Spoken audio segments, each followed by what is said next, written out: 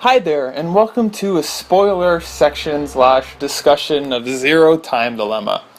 I don't usually do this, and I didn't want to make it like a formal video where I go over spoilers, so I just wanted to kind of informally, off the top of my head, explain some things I liked from this game, some things I didn't like, some of my favorite moments, some interesting stuff, and obviously you guys are free to comment below and we can chat about it. But yeah, so I have some notes here. Basically, what I'm going to talk about. It's a very, very, very interesting finale. I think that goes without saying. So yeah, let's just talk about some of my favorite, most interesting moments from the game. So let's start off with my favorite room escapes. So I have three here. My three favorite room escapes from the game were, first of all, the pod room. Was it actually the pod room? Oh, no. Oh, I'm trying to remember if the pod room's the one with the hammer and you hit things around. Because for some reason when I think about pod room, I think about the room with the actual pods. Pod room. Zero Time Dilemma. Yep, it is the pod room, I'm sorry. Okay, so the pod room. The pod room is super, super interesting. I really, really like the idea of kind of shifting the room around using the hammer, and it was just really, really creative how you had to kind of look under every nook and cranny after you hit the room around for different items. And they also have a lot of those unblocking puzzles in this room, and I'm kind of a fan of those. I didn't used to be, but after I played so many freaking Professor Layton games, I really, really enjoy those kinds of puzzles, and there was a lot of them where you had to move blocks around. So those were really cool. But yeah, most of all, what I really liked was Eric with the hammer, and he was... And anything with Q-Team. Q-Team was fun to watch, because Q-Team is like the awkward family. With the scary abusive dad, the crazy mother, and then the poor kid just caught in the crossfire. They were pretty fun to watch, especially because they were all very new characters, so seeing them all interact was very interesting. Anyway, yeah, so I thought that room was really, really cool. I also liked the healing room a lot. The healing room was very, very clever. It was a little confusing because at first you had to figure out that you can basically change the whole how the room looked, and you had to fiddle around with it a bit before you realized that there was a couple of different settings, and it was kind of tough because there was a lot of stuff to find, but I still think it was really, really clever in terms of I remember at one particular point you have to take pictures of certain symbols you find, and certain symbols only appear if there's certain backgrounds, or if you've done something in another background, it appears in another. It was very, very, very cool. I like that one a lot. And the sky effect as the last way the room changes was really, really cool too. I would love to be in a room like that. I think it was awesome. And of course, it's very cool how they kind of used that to foreshadow how the lounge was different, or how basically all the teams were in the same lounge the whole time, just at different times, because they had like different backgrounds and stuff.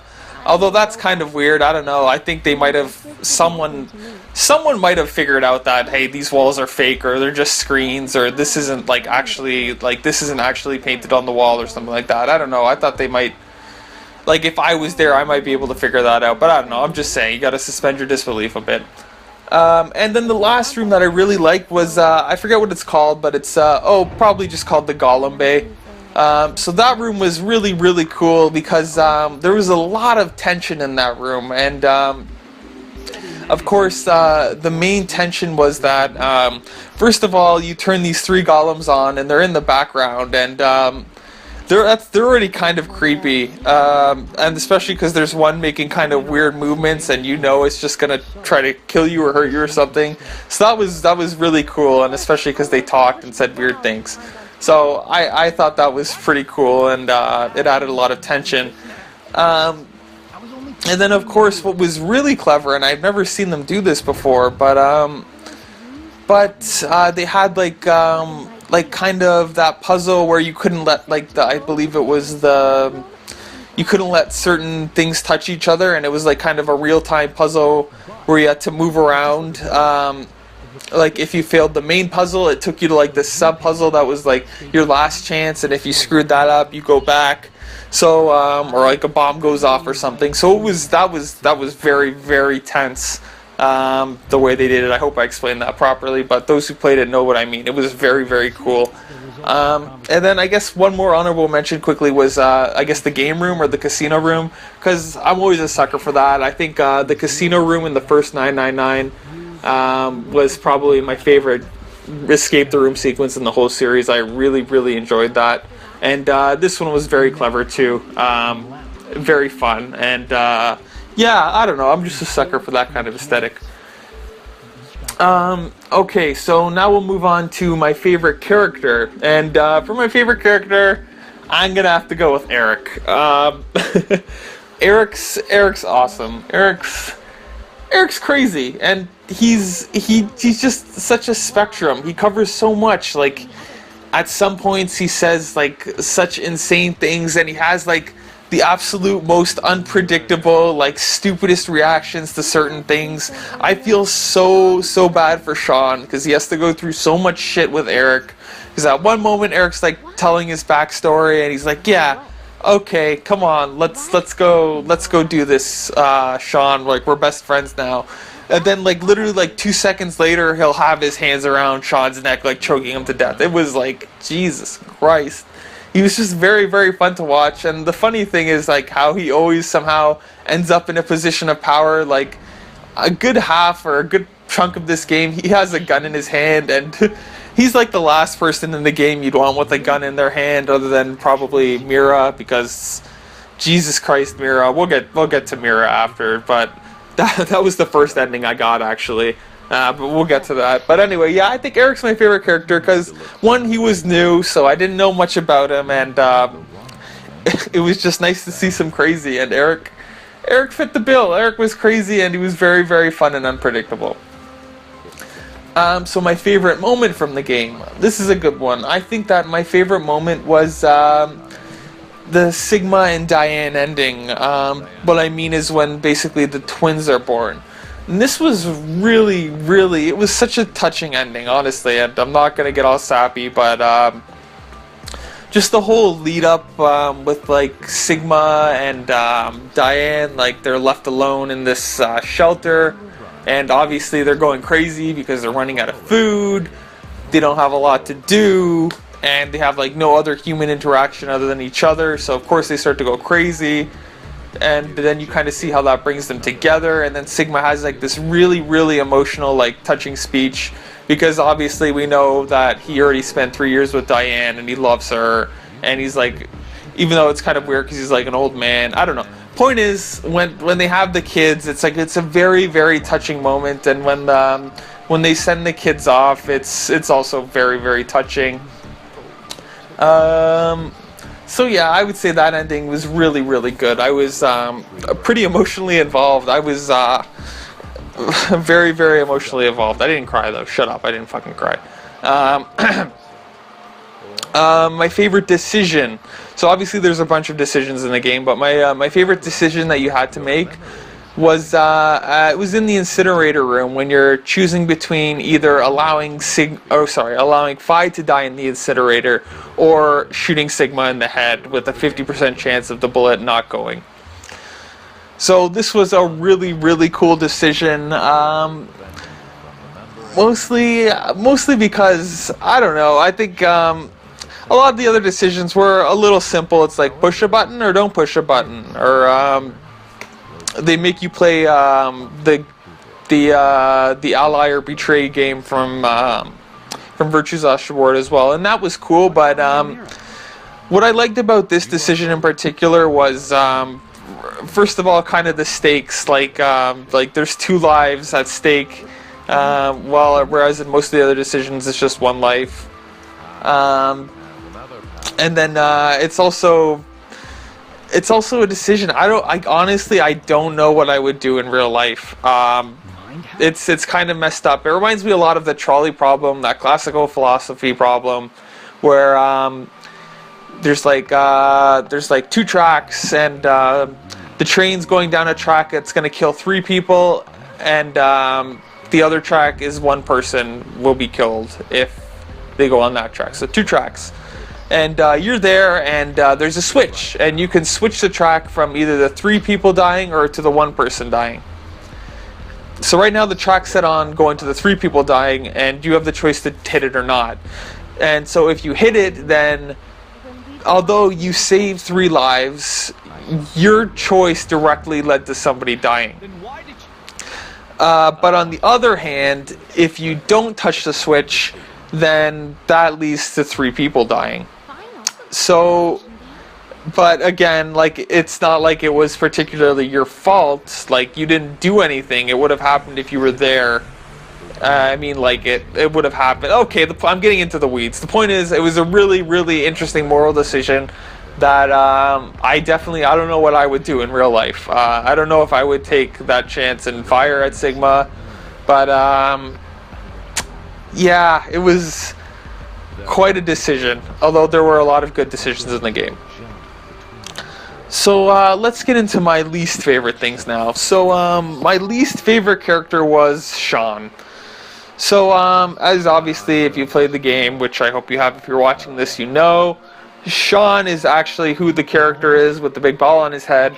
But I didn't really like Sean particularly that much. She was kind of precocious, which I'm assuming he was the kid in the hospital who was very, very smart but was going to die. So he was kind of precocious, which already kind of put me off. But I don't know. I was kind of expecting more of a twist. Not that he was just kind of a consciousness in a robot's body. That seemed kind of strange, and I was hoping for some kind of twist ending. I read this on Reddit somewhere, and I agreed for like a twist ending where in like a different timeline they take off the helmet and it's actually Sean, like the boy. I don't know. He was weird and not too interesting to me. But on the other hand, when you already have such extreme like personalities such as Mira and Eric on that team, you need somebody kind of down to earth, and it makes sense. So, but overall, there was I liked every character. Sean, I just liked less than everybody. I don't know. My least favorite decision was the Monty Hall problem. Fuck the Monty Hall problem. It makes no sense. That's all I'm going to say about that. My least favorite moment in the game would have to be, I'm sorry to say, but like the ending, like specifically the ending, the part where all the characters like talk about how they can change the future with the power of friendship. Like, holy shit, what is this, Xenoblade Chronicles? Like, honestly, I forget who says like, oh yeah, it's Carlos. He's like, we can change the future with our own hands, and all I heard was Shulk, I can't change the future. Woo, sorry, I'm getting worked up. Yeah, so like that ending, that just really, really felt out of place in this series. Like a series that's all about like realism and like kind of like seriousness and like a little bit of cynicism to everything. Although there is like some hope to it all, there's always a little bit of cynicism. And so just seeing this kind of Saturday morning cartoon, like anime power of friendship bullshit, I wasn't impressed. I think I wasn't impressed because I think there could have been a more subtle way that they did it, instead of having the cliche everybody says, yeah, me too, yeah, let's do it, yeah.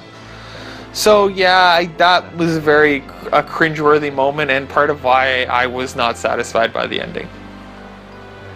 So I want to talk about some of the gruesome deaths because that's just how I roll. So the most chilling deaths for me, I'm going to go with my favorite 3. The first was when Mira dismembers Eric and cuts out his heart with an arrow. Whew. Just saying that out loud is just fuck. My brother and I were playing this game at the same time basically, and basically he got this ending first, and he played it in the middle of the night, poor kid. And so he basically told me, he's like, Matt, I got an ending that's just as bad, if not worse, than the axe ending from 999, and I was like, oh my god. So for the, like, in anticipation of that, for like the 5 days after when I was playing the game, I made sure to only play in daylight because I knew that this death was coming, and I was scared. Not gonna lie, I'm 22 years old, I was scared. And I think my fears were fair enough, because when you got to the scene, Jesus Christ, like, oh my god, it was just, the sound effects were phenomenal. It was so disgusting. Like, first of all, the fact that she's doing with like an arrow, so you would imagine that it's really sloppy, and you get the reveal that Mira is like obviously this crazy like serial killer, and she's got like no emotions, and so she's like taking out his heart the whole time while talking to poor Q, and she's like just going off about like talking all calmly about how she wants to touch other people's hearts, but she wants to do it fucking literally, so she rips their hearts out of their chest, and like there's blood. Oh god, I can't even explain it. You just I just can't believe how well it was done. It was just so disconcerting, and that's also what I was talking about in the review, because there's that there's one point where like it's like piano music playing for some reason, if I remember correctly. That's what I remember, and it's like piano music playing while there's a sort of the sound of somebody's heart being ripped out, and I was just like, Jesus Christ, like, what am I watching? And I don't know if it's quite as bad as the axe ending, but I would definitely say it's on par, and it was, whew, that was memorable. The second ending that I really remember is when Akane beats Carlos to death after he kills Junpei, after the decision game where he chooses to betray, and she gets like, I forget what it is, I think it's some kind of tank, and like smacks Carlos in the back of the head so brutally. Jeez, and you hear every sound, and like Akane's face is just like batshit crazy, and you know what, I could appreciate that, because Akane, she was a little too sweet. She was she definitely didn't seem like because at the end of 999, like, one of the creepiest things is that like Akane, like your friend and like your love interest the whole game, was actually like the mastermind behind all this, and she was like screwing with people's lives, and she was willing to murder to get what she wanted, and she was scary. She was like manipulative, and it was just sort of creepy, like the way she played you the whole game. And so I was like relieved but like terrified to see like her like in that, like her being scary again. It's nice to see her being scary, because we all know she can be, and it's nice to see some of her true colors, which you do see in one ending where obviously she tasers Junpei and runs off to start her plan all over again. But anyway, so yeah, that was just a really memorable, like, brutal death scene. And then the last scene that really stuck with me was the acid shower scene, which was really messed up. Like, I appreciate that there was no blood, but it still left things to your imagination, and it was really, like, ugh. That one stuck with me, and I felt really bad when I did it to another team. In general, all of this was way more memorable than Virtue's Last Reward. Like, I honestly, I could not remember one ending from Virtue's Last Reward. It was just pretty underwhelming in terms of that. Like, you need some gruesome stuff. It's just, the stakes are high, and it just makes sense in these kind of games. Anyway, so next let's talk about the big twist, which was Q. Q was there the whole time, and so there was actually a 10th person, and Sean is not Q. And I gotta say that this was very well foreshadowed. I definitely had my suspicions, though I didn't see this specifically coming. I thought it was really cool how they foreshadowed it. This is just from Reddit, what I've read, but apparently, if you're paying attention in a lot of the Q scenes, you can see, the Q team scenes, you can see the shadow of a man in a wheelchair, or at least like an extra shadow. One really cool touch was, you know, like on the start screen, like it shows, you can go to a menu that shows who's alive and who's dead. Well, apparently, and I haven't tried this myself, but I've seen, if you go to the ending where the twins are born, before the twins are born, it says that Q is dead. But after the twins are born, it says that Q is alive. And so I was just, that's a really cool twist. I don't know anybody who would be checking that at that point. But it would definitely, that would set something off, and that was really cool. And then the last big kind of foreshadowing I could see was oh, that's right, like the portraits. Like I remember you go to I believe it's Zero Study, and it has like a portrait like mocking each person, each of the characters, and although on the start screen and in the menu screen there's like a question mark under Q. In Zero Study there's actually like I believe it's a doll for Sean, so like obviously foreshadowing that he's a robot and that the body he has is basically just that, a doll. But the point is that you see something's up. It's like, okay, why wouldn't they just use that doll picture instead of a question mark? So that was when I had some suspicions, but obviously I definitely didn't see this coming. And again, they hit it really, really well. And then obviously when you go back, it's really funny. Because at one point Eric's like, hey, what do you think, old man? And then it cuts to Gab, like the old dog. So you think that he's talking to Gab, but obviously he was talking to the man in the wheelchair who was around the whole time. So I thought that was kind of funny and interesting. But again, you really, really have to suspend your disbelief because it's hard to believe that in a situation like that, nobody like acknowledges that this man exists or like says, oh, how are we going to get this guy around, or what do we do with the guy in the wheelchair, or anything. Like, I get it that he's just supposed to be like, I believe it was basically blind and deaf and mute or something like that, and he was just literally just there to be there. But like you would think in a situation like that there would be some kind of discussion about him, especially when they're talking about voting or something. I don't know. So again, you have to really suspend your disbelief, but it was a really good twist. Okay, I know not quite as like wow mind blasting as like the other games, but really cool, and it makes sense because there's no like visual novel element to this game. It's all like told through like these movie cutscenes, and like it makes sense in the context of the story because obviously we're seeing it through Q's perspective. Like he is the perspective, and that perspective ending when you put in Delta during the three-way good, bad, and the ugly standoff. If you put in Delta, he shoots the camera. That was a really, really cool ending. I thought that was a really nice touch. Speaking of those decisions, by the way, was I the only person who basically just screwed around the whole time whenever I asked, oh, who killed this person? I would just put in something like Gab or something else, and it was always funny, to me at least. I have a stupid sense of humor. Anyway, okay, this is going on a lot longer than I thought. Which is? Let's get to the ending. So the ending, I couldn't believe it at first, honestly. Like, the secret files, like, helped clear things up. Like, again, all the questions were answered. All the questions I could hope for were basically answered.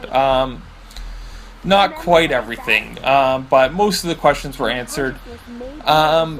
But yeah, the secret files, I would have rather seen those than be told them. Like, I would have loved to see Junpei and Akane's wedding. I'm sorry. Like, I felt like I kind of got shafted for a bit. Yeah, a bit. Because, like, the Junpei Akane thing, I was really, really emotionally invested into that after the first game. I wanted to see those two together, and it sucked in Virtue's Last Reward, seeing, like, it was horrible. Like, I understood that they couldn't be together after all the shit they've been through. But now, it's like, I just want them to have a happy ending, and I barely got to see it. Although the scene where Junpei proposes to Akane was very, very, very touching, and, I didn't tear up. Shut up. I didn't cry. Shut up. That was also one of my favorite moments from the game. But point is, the secret files, like when they have like the ending or like the epilogue in text, I hated that. They really wish like that felt very cheap to me. And again, it's got to be because of the time. There's no way that was a decision. No one would decide to leave it off like that if they didn't have to.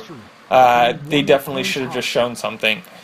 But basically why I was disappointed by the ending was that it just felt kind of like quiet. Like I couldn't believe it. I was 20 hours in and like, oh shit, the game's done? What?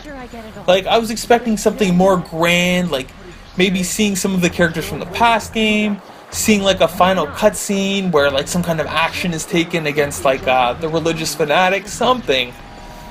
Still, again, it was satisfying to know that Junpei and Akane do sort of get their happy ending after all the shit they went through. The QTM ending was really, that was pretty ridiculous though. Like breaking Mira out of prison and then like they're gonna go back in time to like create a future where she didn't kill everybody and then transfer to that. Like I don't know. It felt kind of cheap. I know a lot of people I know were complaining about how Mira had like no character development, and by the end of the game she's like all nice for no reason and she's like atoning for her sins for no reason. A good theory I've heard on that, which makes sense, is that by the end of the game she's with a bunch of shifters basically she tapped into like the morphogenetic field because of the presence of the rest of them, and then all together she finally understood what emotions were, and it called back to 999 where Ace was trying to get into the morphogenetic fields to cure his facial recognition disease by tapping into the morphogenetic field. And saying this all out loud makes me feel very ridiculous, but you know what I mean. So it's kind of like explained through that, although it was pretty funny in the ending where everyone's like, yeah, let's change the future, we can do this, and Mira's like, okay, sure, why not? Just like, okay. And then Eric's like, Mira? As if she... Oh, forget it. Oh, Eric. Anyway, and then the D-Team ending, like the epilogue, was pretty unsatisfying, and it kind of didn't really lead to anything. Speaking of that, boy, my god, did Fi get shafted in this game. It's so weird, because, like, it was built up so much in Virtue's Last Reward. Like, we wanted to know, like, who is Fi, like, what's her role in this story and everything, and her twist was really good. I thought it was really cool how she was Sigma and Diane's daughter the whole time. That's awesome. I did kind of see it coming because of a few certain lines that were dropped, and especially when Fi said, oh, believe it or not, I actually have red hair, it's not white. I was like, oh, okay, there we go. Then this is all starting to make sense. So I saw that twist coming, I did, but I think it was really cool, and it makes Virtue's Last Reward very, very cool. That much cooler, too. This was definitely planned out. Although it's really weird to think of how Sigma hit on her in the last game. Like, really, really weird.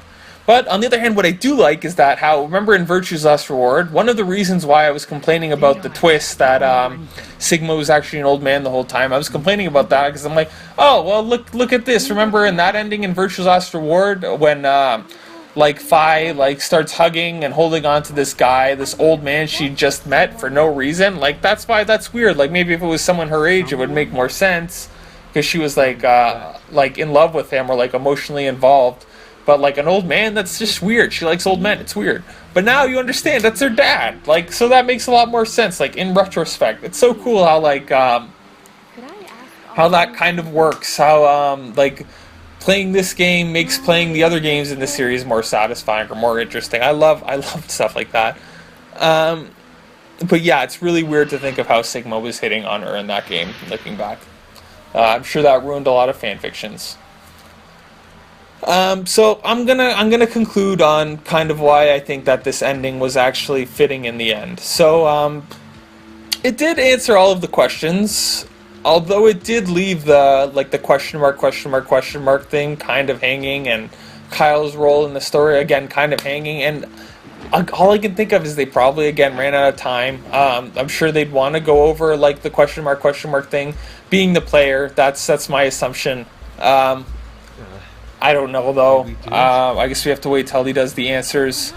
I loved how Delta was, like, a really compelling villain. Like, he had some really, really interesting moral ideas. Like, kind of, like, questioning utilitarianism a lot. Like, is it better to let the whole human population die, or make a decision to kill off 6 billion people just to save 2 billion or something like that. It's again, these are just really like interesting, like psychological, philosophical questions and interesting moral questions, and I enjoy that kind of stuff. And he was like, you can see how Delta was justified, or how he felt he was justified, and honestly that was pretty cool.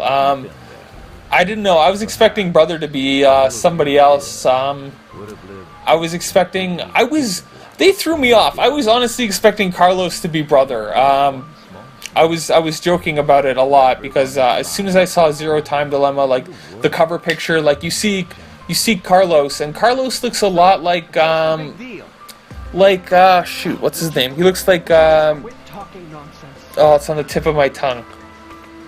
From Virtue's Last Reward, the guy with the top hat, who's like a clone of Brother's little brother, Dio. He looked like Dio. He looked exactly like Dio, or very similar, at least in my mind. Maybe I'll do a comparison, but I thought that Carlos was Brother, and he somehow got all twisted up in his morals, and it was like a fall from grace, like this firefighter who saves lives, like just decided that he had to kill 6 billion people to save 2 billion lives, or I don't know. I was expecting something like that, and it would have made more sense, but we didn't get that, and it was just, I don't know. I was also hoping that Gab was Zero the whole time. I just wish at the end it was like the Silent Hill 2 or Silent Hill 1, I forget which one it is, like the dog ending, like the fucking dog was actually like running this whole thing. Please, somebody do a video of that. Like, oh, please. I would love something like that. But yeah, so sorry. So back to, I keep getting off track. So back to why I think that it was a good ending, and that's that the game leaves off on sort of a cliffhanger. Like, will the world be saved or not? Did they decide to kill Delta or not? I doubt it. I don't think they did. But it's kind of a big theme of the game, and that is, does fate exist or not? Like, are we slaves to our pre-written destinies, with nothing to comfort us except the knowledge that life is simply unfair and we have to accept it? Or can we make a difference and change our fate if we work hard enough? Even if the characters in the true ending do save the world, is that really a victory, considering all the people that were killed in the process in other timelines, like including themselves? It's a question the game wants you to at least think about. Isn't that something that Delta did to some degree, which is sacrificing some lives to get what you want? Like, do the ends justify the means, basically? And I know this isn't like anything new, but it's stuff that's interesting to me, and I think that because of the whole theme of like decisions and fate and like changing your destiny, changing what's happened to you, that this was kind of a fitting ending. And like the Zero Escape series, like it's not just about people being trapped in escaping rooms. I feel this sounds kind of silly saying it out loud, but it sounds like the games are about like escaping fate. So there are like dozens of timelines you play through where everything has gone wrong, but you, the player, have to go and find that happy ending in this mess of violence and despair. And the fact that you, the player, have this power in these games makes you think about your decisions in the other games. And I mean in like other video games you play, like when Mario dies for the 1000th time but wins the 1001st time, is that a happy ending? Not for the other 1000 Marios. If nothing else, the game leaves you with a lot of philosophy to ponder, moral questions about science fiction and science, and even religion for you to consider. And I think that an ending that was too clean would have been unfitting. So, although I would have loved to see everything in this ending more fleshed out, I understand why it is the way it is, and I still love it just the same. So I think that's all I have to say for now. In the end, I really enjoyed Zero Time Dilemma. I'm not sure how much. It's really hard to say like which game in the series is best, because there's like I might do a video just on that. I'm trying to figure out which game is better than the others. I'd say that they're all just really excellent titles, and they all definitely have their pros and cons. But I was very happy with Zero Time Dilemma. The ending stings at first. Like, I would have definitely wanted more, and I feel kind of cheated. But I got over it. I got over it, and I accept it for what it is, and I hope you guys will too. But please, like, comment, discuss what you guys think about the endings, your favorite moments, whether you agree or disagree with me. I know I don't usually comment back on too many videos anymore. I apologize about that. I'm busy with life, law school, and work and such. But I'll try to comment on this one. I promise I'll respond to comments. I'll do my best to do that. So, yeah, what do you think of Zero Time Dilemma? What do you think of all the twists? What do you think of all the characters? Feel free to comment below. But I definitely thought this was a great game. And although I'm sad to see the series end after all these years, I very much enjoyed it. And I thought it ended appropriately. So, thank you all for watching. Comment below. Have a good one.